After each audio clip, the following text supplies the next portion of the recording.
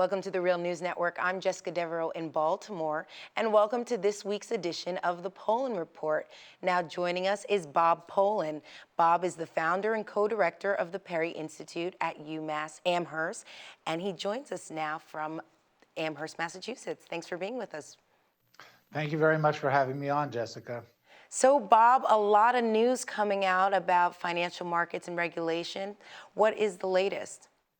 Well, yes, in the last week, there were three major stories that came out in the press and in the financial sector. And they don't necessarily seem that they're that tightly connected, but in fact they are. The first one is with respect to the regulations and who the regulators are at this place, the Commodities Futures Trading Commission. Now, that may sound like this obscure Washington bureaucracy that nobody can care about, but the Commodities Futures Trading Commission is really the central location for regulating the financial derivatives market.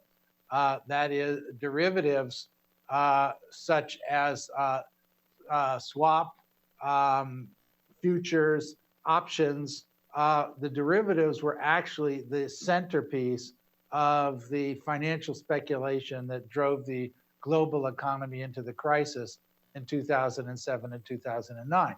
So regulating the financial derivatives market and the market, the derivatives markets for energy and food as well, extremely important.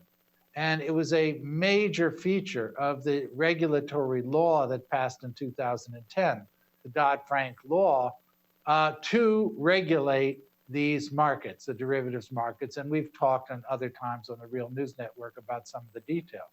But the news this past week is that there's a 5-person set of commissioners that actually implements the regulation. And the two that have been strongest in behalf of supporting the law that actually passed, the Dodd-Frank law that regulates derivatives markets, those two people, both of their terms have run out as commissioners. The Obama administration has chosen not to give them another term. The key person is Gary Gensler, who is the chairman of the Commodities Futures Trading Commission, who actually was a former high official at Goldman Sachs. And when he came in under Obama, people thought, oh, he's just going to be a stooge for Wall Street. But he turned out to be anything but. He turned out to be a very strong, principled commissioner, exactly the kind of person that you'd want to have stay and make sure that the regulations that were passed in 2010 are actually implemented. Well, unfortunately, it appears that the Obama administration has decided to replace Gary Gensler with somebody named Amanda Renteria, who has no experience in this kind of work, and according to all the evidence, is not going to be strong in the same way that Gary Gensler was. So that's one piece of evidence. A second was I want to refer to an article that was in the leading global financial newspaper, the Financial Times, last week by one of their columnists, Gavin Davies. And Davies tried to explain why the US stock market seems to be going up so quickly, even though the economy is basically still limping along with very, very small improvements in unemployment and GDP growth, but the stock market keeps going up. And Davies says, well, actually, there's a fairly clear explanation for that, and that is that the share of the total output in the economy, the share of the total GDP or the pie, even if the pie isn't growing that fast, the share going to the rich in terms of profits is growing very rapidly because the share going to everybody else in terms of wages is going down. Now, I'm saying that this is coming not out of a leftist kind of publication. This is what's in the Financial Times. And Davies' own column referred at length to a blog by a well-known financial market blogger And the title of the blog itself was Where Karl Marx is Right. Not the kind of thing you usually read from financial market type analysts. So we have, number one, we have this story about regulations of the financial markets not getting implemented, that the tough regulators are getting replaced. On the other hand, we have this notion of the recovery, such as it is taking place mainly in the financial markets. That's what's recovering quickly.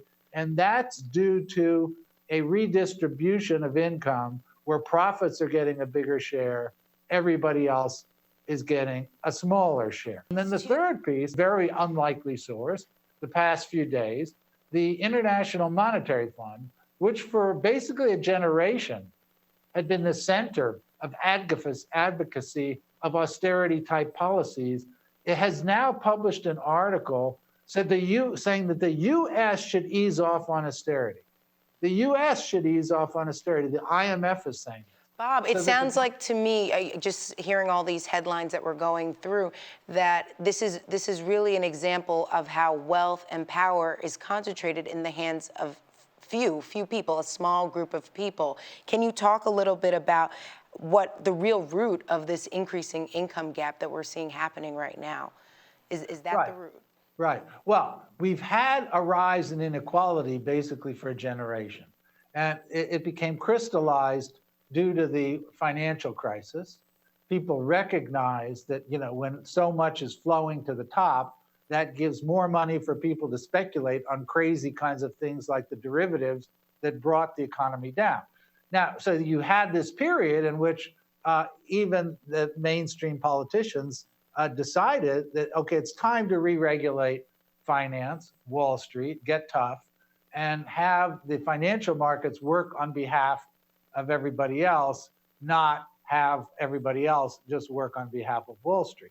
Well, that was the idea that was embedded in the so-called Dodd-Frank law, the financial regulatory law, but that law has never been implemented because of the power of Wall Street to enforce its will, even after a law is passed. They bring armies of regulators in to change the nature of the law, to push the regulators, and there's not enough pushing coming from the other side to counteract that. So Wall Street gets its way. In fact, if I want to cite another good recent study, The Nation magazine had a study on how Dodd-Frank is getting defanged, the regulatory law, the Dodd-Frank law. So why is this happening? Obviously, because people on Wall Street that represent the richest people in the country have tremendous political power, are utilizing it. And I'm not just talking about the power to influence the Tea Party. I'm talking about the power to influence the Obama administration. If the Obama administration was serious about financial regulation, they would let Gary Gensler stay as the head of the Commodities Futures Trading Commission. Again, I know it sounds like this obscure thing that's all complicated. In fact, it's not complicated and it's not obscure. Gary Gensler has been a very tough, effective regulator, trying to put in place the kinds of measures that were actually passed into law with Dodd-Frank to fight for a more stable financial system. And according to the news, Gary Gensler is getting replaced by someone who will be more friendly to Wall Street. Okay, thanks so much for joining us, Bob. Thank you very much for having me. And thank you for joining us on the Real News Network.